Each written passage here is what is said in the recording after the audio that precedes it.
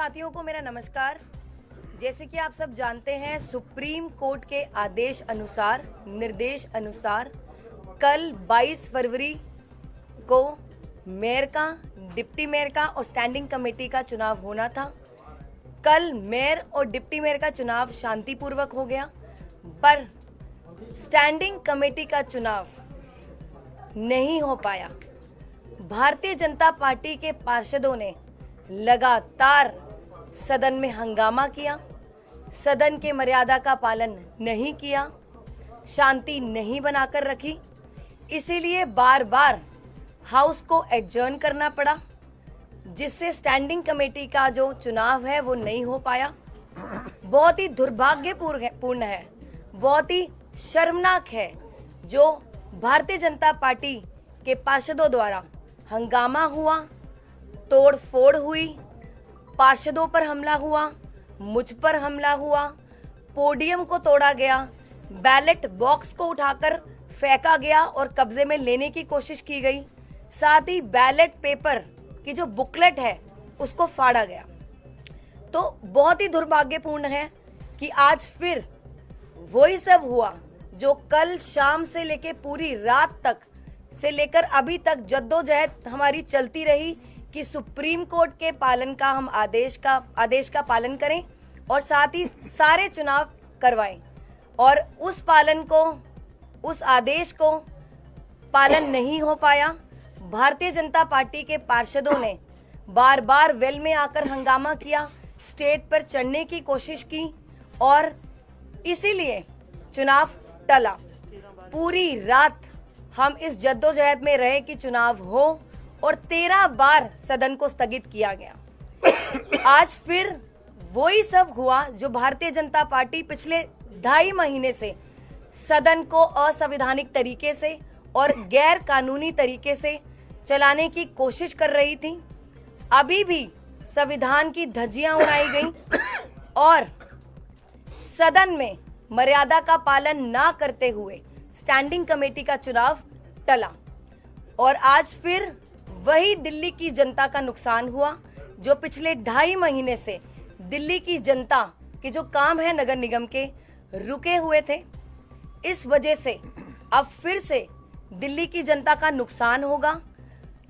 हंगामे की वजह से, तोड़फोड़ की वजह से और पार्षद जिनके मैं नाम भी आपको बताना चाहूंगी, रेखा गुप्ता जी जिन्होंने पोडियम को तोड़ा, अमित नागपाल जी जिन्होंने बैलेट बॉक्स को उठाकर फेंका और अपने कब्जे में लेने की कोशिश की, साथ ही जो बैलेट पेपर की बुकलेट है उसको फाड़ा।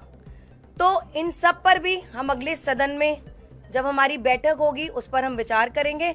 और आज अभी थोड़ी देर पहले हमने सदन को कल सुबह तक 10 बजे तक स्थगित कर दिया।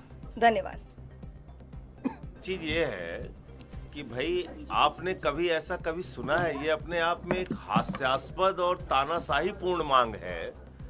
कहीं किसी बूथ पे वोट पड़ रहा हो और अचानक 100 लोग आए और वहां नारा लगाने लगे, कहने लगे कि साहब ये वोट जो अब तक पड़े इसको कैंसिल मानो और फिर से वोट कराओ।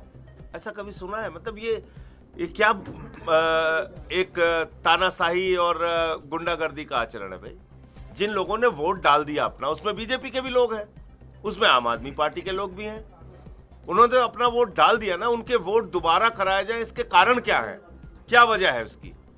अभी आपको मेयर साहिबा ने बताया कि भाई जो एक्ट है उसमें भी कहीं मोबाइल पर रोक नहीं है कि मोबाइल नहीं ले जा सकते। जबरदस्ती, क्योंकि हर चुनाव ये हार रहे हैं, मेयर में हार गए, डिप्टी मेयर में हार गए, स्टैंडिंग कमेटी में हारेंगे, तो हार से इतना बौखला। मतलब दिल्ली के 2 करोड़ लोगों ने हरा दिया, वो नहीं माना।